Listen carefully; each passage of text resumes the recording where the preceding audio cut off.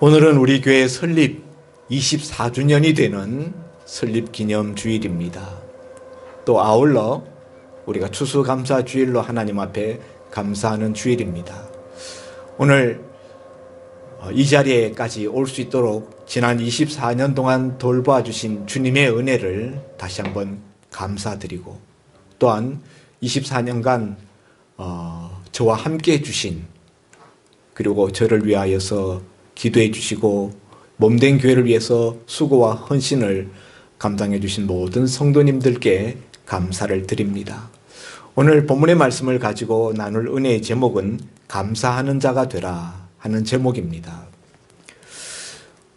오늘 본문이 기록되어져 있는 이 골로새서는 사도 바울이 옥중에서 골로새에 있는 성도들, 다시 말하면 골로새 교회 교인들에게 보낸 편지 내용입니다.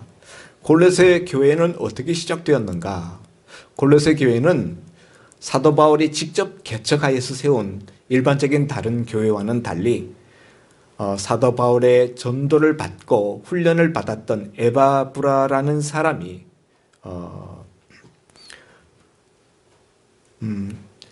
사도 바울에게 양육을 받고 가서 세운 교회라고 학자들이 일반적으로 생각합니다. 에바브라는 사도 바울이 에베소에서 2년 반 동안 사람들에게 하나님의 말씀을 가르쳤던 바로 그 시절에 그 에베소에 바울에게 왔다가 바울의 교육을 받고 바울에게 감화 감동 훈련을 받고 자기가 돌아가서 이 골로새 지역에 교회를 세웠는데, 골로새라는 이 도시 자체가 그리 큰 도시가 아닙니다. 작은 도시입니다. 그러므로 골로새 교회 또한 큰 교회는 아니고 작은 교회였으리라고 짐작되어집니다. 그런데 이렇게 골로새 교회의 시작을 하였던 이 에바브라가 자기를 영적으로 양육해 주었던 사도 바울이 옥중에 갇혀 있다라는 소식을 듣고 사도 바울을 찾아왔습니다.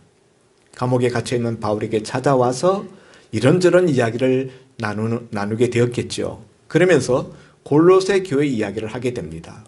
당시 골로새 교회에는 여러 가지 문제들이 있었는데, 대표적인 문제가 천사 숭배 문제, 또 그런가 하면은 거짓 교사들 문제, 그런가 하면 이단들의 문제, 이런 것 등등으로 인해서 교회 내부 갈등이 일어나고 성도들 가운데 화평하지 못한 그런 문제들이 있었습니다.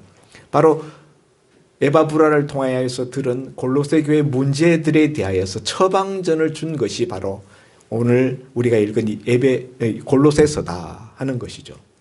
그러니까 골로새서라는 이 편지는 당시 골로새 교회가 가지고 있었던 어떤 문제들을 해결하는데 초점을 두고 바울이 쓴 편지다 하는 것을 우리가 알 수 있고, 오늘 우리가 읽은 이 본문 역시 그런 맥락에서 주어진 한 단락입니다. 앞에 3장에서 보면은 3장 1절에 너희는 위의 것을 찾으라 이런 말씀을 하시고, 그 다음에 탐심을 삼갈 것을 말씀하시면서 땅에 있는 지체를 죽이라 5절에 그런 말씀하시고, 10절에는 새 사람을 입으라. 9절 10절에 보면 옛사람을 벗어버리고 새 사람을 입으라, 그런 이야기를 하고, 이제 12절부터 이제 시작되는 본문인데요. 12절부터 이제 에베소 교회 성도들에게 너희가 참고 서로 용납하라, 그리고 사랑하라, 이런 이야기를 합니다. 이 모든 것 위에 사랑을 다하라. 그리고 난 다음에 주시는 말씀이 오늘 우리가 읽은 이 15절 말씀부터 17절에 있는 말씀이에요. 그러니까 교인들 가운데 여러 가지 문제들로 인하여서 또 서로 다른 어떤 신학적인 입장 등등으로 인하여서 갈등이 있었고 불편한 점이 있었는데, 너희가 서로 참고 서로 용납하고 그 모든 것 위에 사랑을 더하고, 그 이해가 돼요. 그런데 그 다음에 오늘 그 다음에 주시는 말씀이 오늘 우리가 읽은 이 본문 15절부터 17절에 있는 내용인데, 여기에 보면은 감사라는 단어가 3번씩이나 나와요. 감사하라 라는 단어가. 여기서 우리가 좀 의문이 드는 것이 교회 내에 있는 어떤 문제를 해결하기 위해서 내가 참아라, 서로 용납해라, 그 모든 것 위에 사랑을 더하라, 이런 것들은 그 문제 해결에 직접적인 처방전이 된다는 것을 우리가 공감합니다. 그런데 바울이 그런 문제 있는 교회에 처방전을 주면서 한 이야기가 감사하라라는 이야기를 우리가 듣는다면은 그건 조금 우리가 그게 과연 문제 해결의 처방전이 될 수 있는가라는 생각이 드는 것이죠. 예를 들면은 여러분 개인에게 어떤 문제들이 있어요. 내 삶에 어떤 숙제들이 있습니다. 갈등이 있습니다. 그래서 목사님한테 와서 상담을 합니다. 근데 목사님이 감사하십시오. 그러면은 어떤 생각이 들겠습니까? 어떤 마음이 들겠어요? 아니, 지금 내가 감사할 만한 입장이 아니고 감사할 기분이 아닌데, 그래서 목사님한테 뭔가 도움을 받고 또 좋은 말씀을 들으려고 왔는데 고작 주시는 말씀이 감사하라는 말인가? 살짝 기분이 상할 수 있고 약이 오를 수도 있어요. 누굴 놀리나? 그런데 오늘 바울이 골로새 교회의 문제를 다 듣고 알고 있으면서 그에 대한 처방전이라고 주시는 말씀이 감사라는 이 말을 15절, 16절, 17절, 3절 짧은 절 가운데서 절수마다 감사라는 단어가 들어가요. 감사하는 자가 되라. 15절 끝에 너희는 또한 감사하는 자가 되라. 예? 앞에 바울이 주문한 거 다 참고 용납하고 그 모든 것 위에 사랑을 더하고 뭐 그렇게 쭉 다 이야기하고 너희는 또한 감사하는 자가 되라. 바울이 왜 이렇게 말할까요? 이것이 그 교회 문제를 해결하는데 정말 도움이 되기 때문일까요? 예. 문제 해결에 이것이 방법이기 때문입니다. 교회 안에 여러 가지 문제들이 있을 때 그 문제를 해결하기 위해서 하나하나 메스로 이렇게 찝어서 거기에 정확하게 들어맞는 어떤 처방전을 주는 것도 필요할 수 있겠습니다만은 오늘 바울은 그런 처방전을 하나하나 제시하고 난 다음에 맨 마지막으로 그 모든 문제를 총괄할 수 있는 그런 그 한 비결로 너희는 또한 감사하는 자가 되라 라고 주문을 내고 있는 것입니다. 그래서 이 말씀을 들을 때 앞에 뭐가 있는지를 한번 생각해 볼 필요가 있어요. 너희는 또한 할 때 너희는 그 앞에 너희는 서로 원망하지 말고 너희는 각기 불평하지 말고 너희는 서로 비난하지 말고 이런 말이 들어있다고 생각합니다. 너희는 불평하지 말고 또한 감사하는 자가 되라. 너희는 서로 원망하는 자가 되지 말고 또한 감사하는 자가 되라. 너희는 서로 비난하는 자가 되지 말고 또한 감사하는 자가 되라. 교회 안에 있는 여러 가지 문제, 또 내 개인적인 내 신앙의 문제를 해결하는 중요한 방법으로 사도 바울이 말씀하고 있는 비결이 뭐냐? 감사하는 것이라는 거예요. 그것이 문제 해결과 아무 상관이 없는 것 같은데 바울은 감사하라. 그러면은 문제가 해결될 것처럼 말씀하고 있다는 거예요. 15절 말씀을 다시 한번 보면은 그리스도의 평강이 너의 마음을 주장하게 하라. 지금 이 골로새 교인들의 마음의 상태가 어떻다는 것입니까? 평강이 있다는 겁니까? 없다는 겁니까? 골로새 교회 성도들 마음에 평강이 없다는 거예요. 서로 간에 갈등이 있고 서로 간에 원망하는 마음, 불평하는 마음, 비난하는 마음 이런 것들이 있었기 때문에 마음에 평강이 없어요. 그런데 그리스도의 평강이 너의 마음을 주장하게 하려면 어떻게 해야 되느냐? 그리스도의 평강이 너의 마음을 주장하게 하라 하고 난 다음에 그 뒤끝에 너희는 또한 감사하는 자가 되라.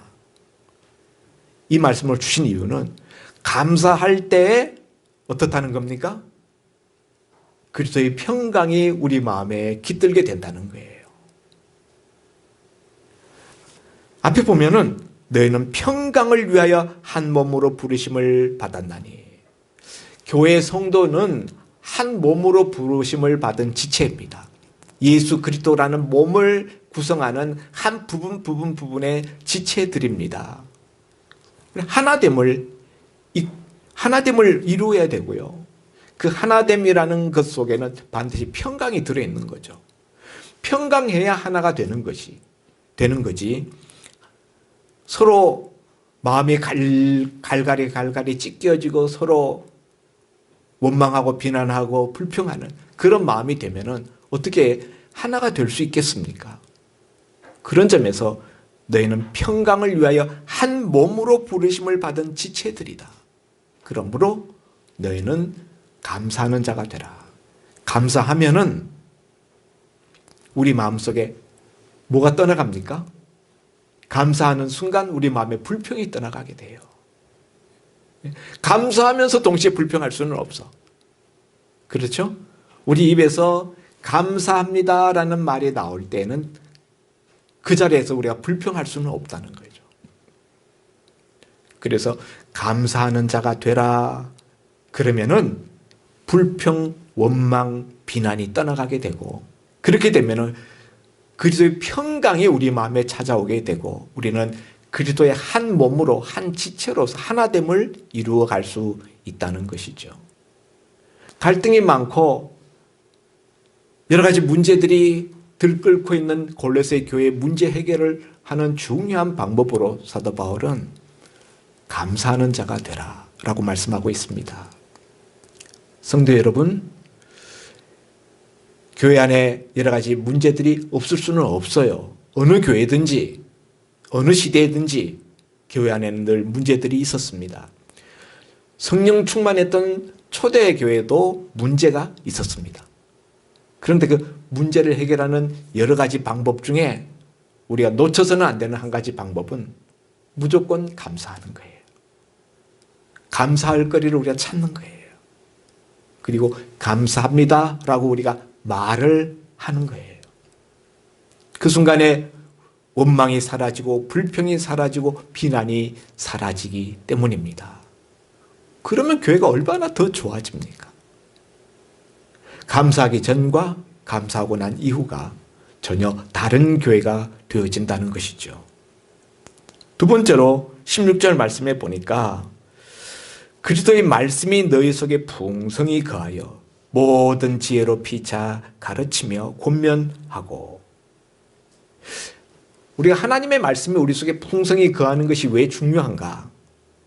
그러면은 우리가 모든 지혜를 우리 마음속에 우리 속에 갖게 되기 때문이에요. 말씀이 우리 속에 풍성히 거하면은 그 말씀으로 인하여서 지혜로운 자가 되어서 지혜로 서로 가르치고 권면하고 또 시와 찬송과 신령한 노래를 부르며 감사하는 마음으로 하나님을 찬양하고 감사하는 마음으로 하나님을 찬양하래요. 앞에 보니까 시와 찬송과 신령한 노래를 부르며 그리스도인은 어떤 사람들인가? 하나님께 찬송하는 존재입니다. 하나님을 찬양하기 위하여서 하나님을 예배하게 하시기 위하여서 세워준 존재가 바로 성도요 그리스도인입니다. 그런데 우리가 하나님 앞에 찬양할 때는 우리가 어떻게 찬양해야 되는가? 오늘 16절 말씀은 감사하는 마음으로 하나님을 찬양하라는 거예요. 우리는 성도라는 위치 자체가 성도라는 존재 자체가 하나님을 예배하고 하나님을 찬양하는 존재로 하나님께서 우리를 지으셨는데 그렇게 우리를 부르셨는데 우리가 하나님을 찬양할 때 찬양하는 그 마음의 심중에는 뭐가 있어야 되는가 하면은 감사함이 있어야 된다는 거죠. 그냥 내 스트레스를 해소하기 위해서 우리가 가요를 부르듯이 내 정서적인 만족을 위해서 우리가 찬양하는 거 아니에요. 물론 우리가 찬양을 하면은 정서적인 만족도 우리에게 따라올 수 있습니다. 그렇지만은 그 핵심이 아니고 그건 부수적인 것이고, 우리가 찬양하는 가장 큰 이유는 하나님을 영화롭게 해드리기 위해서예요. 하나님께 영광을 돌리기 위해서. 찬양 자체가 예배죠. 그런 그 찬양이 정말 하나님이 받으실 만한 찬양이 되기 위해서는 우리 마음속에 감사가 들끓어서 하나님의 은혜에 대한 그 감사한 마음으로 찬양을 드릴 때에 그 찬양이 정말 하나님이 기뻐 받으시는 살아있는 찬양이 되는 것이죠. 그래서 우리 존재 자체가 하나님 앞에 찬양을 드리는 그런 존재이기 때문에 우리는 감사하는 마음을 가져야 된다는 거예요. 아멘입니까? 예. 세 번째는 17절에 보니까 또 무엇을 하든지 말에나 일에나 다 주 예수의 이름으로 하고. 지금 왜 이런 이야기를 할까요? 골로새 교회 성도들에게 너희가 말을 하든지 일을 하든지 무슨 봉사를 하든지 무엇을 하든지 간에 다 주 예수의 이름으로 해라. 왜 이렇게 권면합니까? 지금 골로새 교회 성도들이 말할 때라든지 무슨 일할 때라든지 무슨 봉사할 때 주 예수의 이름으로 주님이 주시는 힘으로 하는 것 같이 하지 아니하고 자기 이름으로 하고 자기 얼굴, 자기 이름 내세우고 자기 존재를 드러내려고 하고 그런 식의 모습이 있었기 때문에 갈등이 생기고 교회가 편안치 않았던 거죠. 그래서 무슨 일을 하든지 말해라 일해라 다 주 예수의 이름으로 하라. 주님이 주시는 주님이 공급하는 힘으로 하는 것 같이 하고 그 다음에 맨 끝에 그를 힘입어 하나님 아버지께 감사하라. 여러분 우리가 감사하라라는 말을 우리가 많이 듣습니다. 세상에서도 우리가 매스컴에서도 감사하라 하는 이야기를 일반 세상적인 불신자들도 그런 권면을 많이 합니다. 불교에서도 감사하라는 이야기 많이 합니다. 근데 여러분 우리 성경에서 감사하라는 것과 어떻게 다른가? 성경에서 감사하라 할 때 오늘 우리 본문 마지막에 보면은 하나님 아버지께 감사하라 라고 되어 있어요. 우리의 감사가 세상 사람들의 어떤 감사를 권면하는 것과 다른 것은 하나님께 드리는 감사라는 거예요. 물론 우리가 고맙게 여기는 사람에게도 감사해야죠. 사람들에게 받은 은혜에 대하여서 우리가 감사함으로 표시하고 보답할 필요가 있습니다. 그러나 성경은 그런 것 이전에 근본적으로 우리는 하나님께 먼저 감사해야 된다고 말씀하고 있습니다.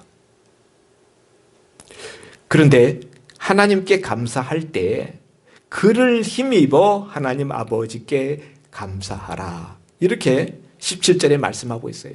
그를 힘입어라는 것은 누구를 힘입어라는 말일까요? 그 앞에 보니까 다 주 예수의 이름으로 하고 그를 힘입어라고 했으니까 주 예수, 그를 힘입어 하나님 아버지께 감사하라라는 말씀이에요. 여러분, 우리가 추수감사절 때마다 감사하라는 설교를 듣습니다. 그 외에도 우리가 감사에 대한 말씀을 우리가 듣습니다. 그런데 여러분, 감사가 생각처럼 잘 안 됩니다.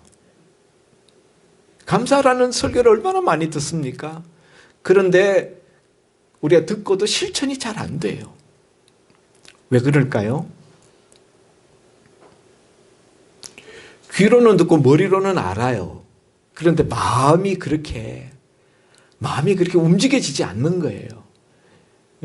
감사의 감정이 우리 마음에 충만해져야 감사라는 말이 우리 입 밖으로 이렇게 넘쳐나게 되는데 마음속에 그렇게 썩 감사하다라는 느낌이 안 드는 거죠. 그러니까 감사합니다라는 이야기가 쉽게 나오지 않는 것입니다.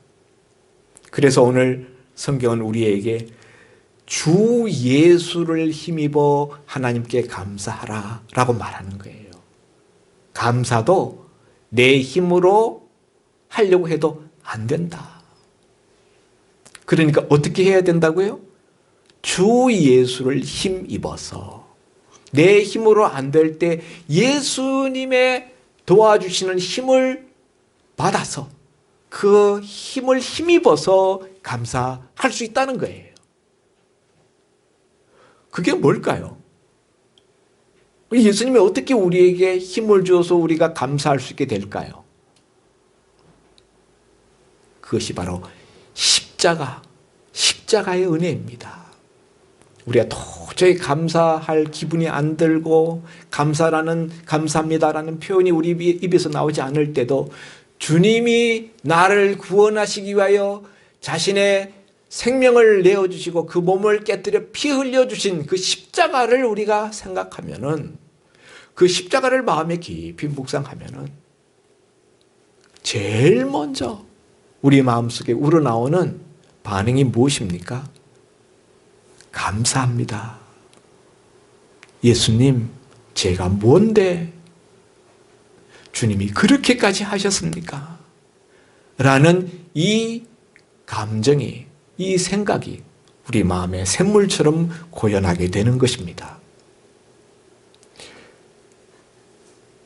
감사가 없었던 골로새 교회, 갈등만 심하고 서로 용납하지 못하고 평강이 없었던 골로새 교회, 바울은 이 골로새 교회를 위한 처방전으로 너희는 또한 이 모든 것 위에 감사하는 자가 되라 이렇게 권면하시면서 너희는 하나님을 찬양하는 자로서 감사하는 자가 되어야 되고, 찬양 밑바닥에 감사가 뒷받침이 되어진 찬양을 하나님 앞에 드려야 되고, 그러려면 너희는 주 예수를 힘입어서 하나님 앞에 진정한 감사를 드릴 수 있다. 이렇게 말씀해 주고 계시는 것입니다. 사랑하는 성도 여러분, 코로나 사태로 인하여서 우리 삶에 여러 가지 많은 상실들이 있었습니다. 우리 대면 예배를 상실하고 교회에서 식사도 못하고 우리 교제도 못하고 심지어 금년 대신방도 못했습니다. 여러 가지 많은 상실이 있습니다. 그렇지만은 제일 큰 상실은 무엇일까? 저는 감사의 상실이라고 생각합니다. 이 코로나 때문에 우리 마음속에서 감사한 마음이 싹 다 사라졌어요. 우리 교회만의 문제가 아니고 지금 우리 한국 모든 교회의 문제이고 우리 한국 모든 이 나라 백성들의 심리 상태입니다. 감사가 다 말라버렸어요. 코로나로 인한 염려와 걱정, 불안, 두려움 이런 것들이 우리 마음에 확 이렇게 들어오다 보니까 경계하는 눈빛 이런 것들 때문에 우리 마음에 감사가 사라져버렸어요. 이것은 참 불행한 일입니다. 탈무드에 보면요, 이 세상에서 가장 지혜로운 사람은 어린 아이에게서라도 배우려고 하는 사람, 아이에게라도 배우려고 하는 사람이 가장 지혜로운 사람이고, 이 세상에서 가장 행복한 사람은 감사하는 사람이다 그랬어요. 작은 일에도 대수롭지 않은 일상적인 일에서도 감사하는 사람, 그 사람이 가장 행복한 사람이라 했는데, 우리는 이 코로나 때문에 감사를 잃어버렸기 때문에 그만큼 우리는 행복하지 못한 거예요. 그렇죠. 코로나 때문에 지금 우울증 환자가 늘어나고 있다는 그런 통계를 우리가 듣지 않습니까? 사랑하는 성도 여러분, 오늘은 우리 교회가 24주년이 되는 해입니다. 지난 24년 동안 교회를 개척해서 없어진 교회도 많아요. 우리 노예 안에도 제가 개척한 이후로 제 이후에 개척했다가 없어진 교회들이 10개도 더 됩니다. 그리고 존재하지만은 교회 구실을 거의 못하는 교회들도 많아요. 우리 교회가 비록 더 큰 교회가 되지 못했습니다만은 그래도 지난 24년 동안 우리 교회가 세워짐으로 인하여서 우리 교회로 인하여서 예수 믿게 된 분들이 얼마나 많습니까?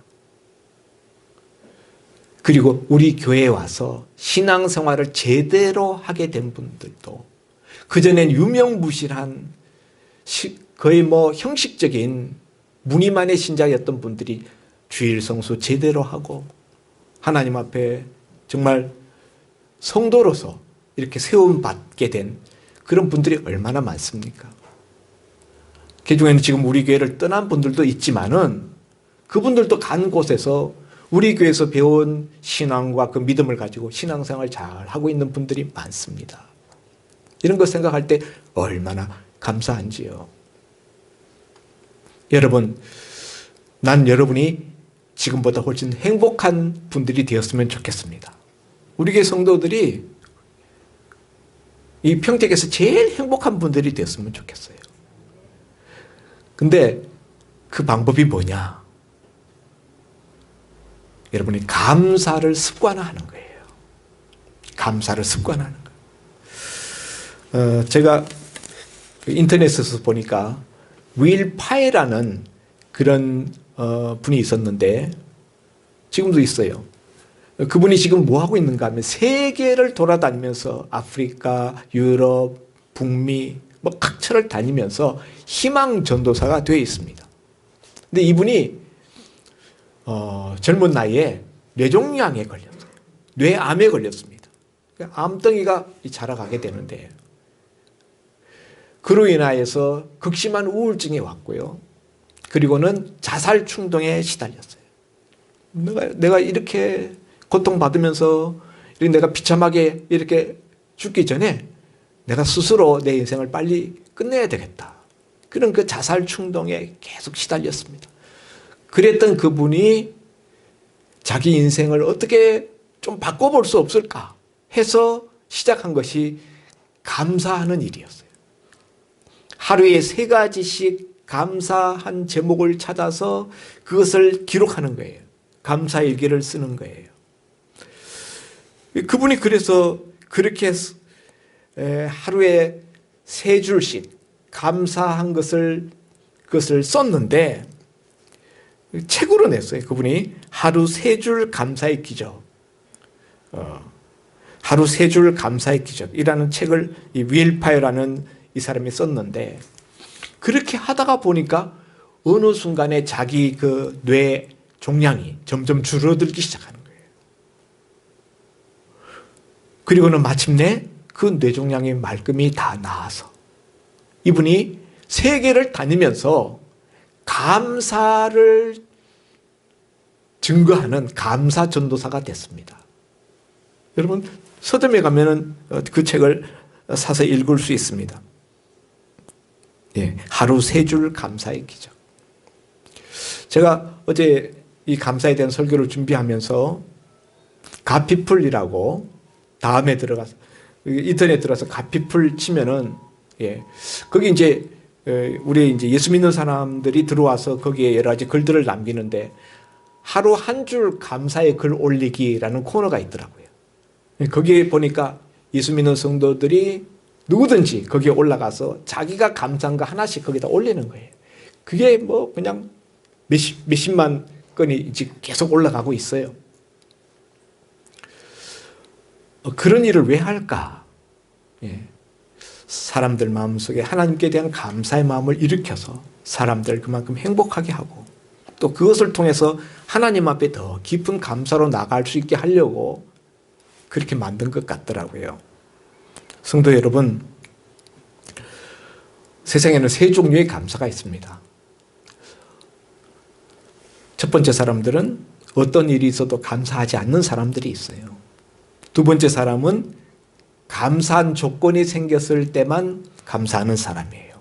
세 번째 종류의 사람들은 특별히 감사할 조건이 없지만은 그럼에도 불구하고 계속 감사거리를 찾아서 감사하는 사람들이 있습니다.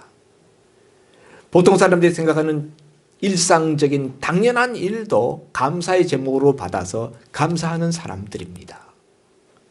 그런데 여러분, 오늘 제가 예배 전에 이지선 씨의 감사한 그 간증도 제가 나누었습니다마는 이렇게 사소한 거, 우리가 당연시 했었던 것들까지 우리가 감사의 조건으로 우리가 그것을 챙겨서 감사를 연습하고 감사를 습관화하다 보면은 정말 감사한 일이 생긴다는 거예요.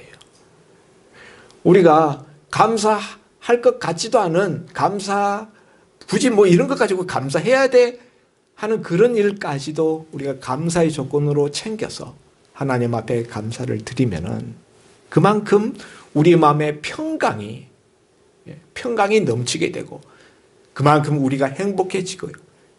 그것이 심지어 우리의 마음만 치료하는 것이 아니라 우리 육신도 치료하더라는 거예요.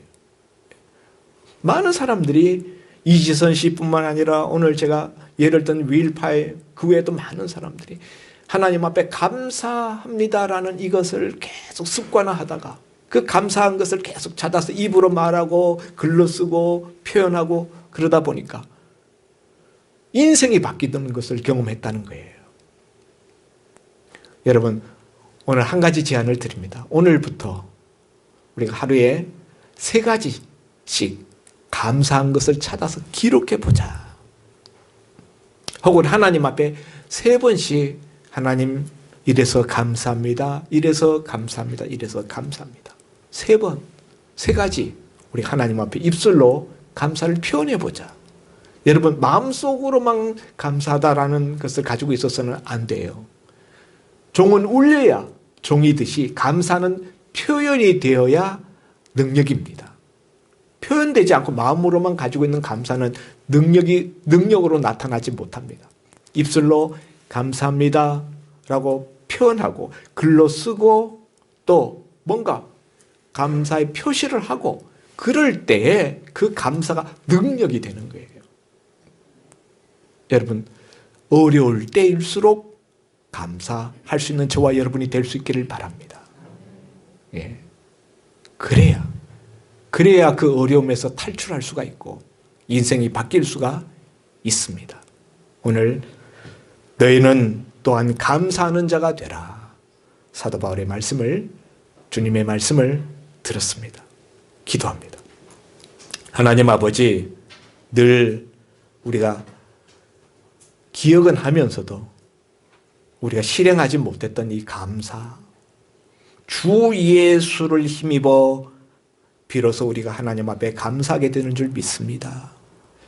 주께서 나를 위하여 십자가에서 베풀어 주셨던 그 은혜를 우리가 늘 우리 마음에 충만히 새겨서 우리 입술에서 우리 삶에서 감사가 넘치는 감사하는 인생으로 변화되게 하여 주시옵소서.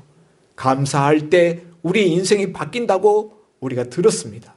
아버지 하나님, 들은 것으로 끝나지 말고 실천하여서 실제적으로 우리의 생애가 바뀌고 우리가 행복해지고 우리에게 평강이 넘치는 그런 그런 변곡점이 생기는 시간이 되게 하여 주옵소서. 예수님 이름으로 기도하옵나이다. 아멘.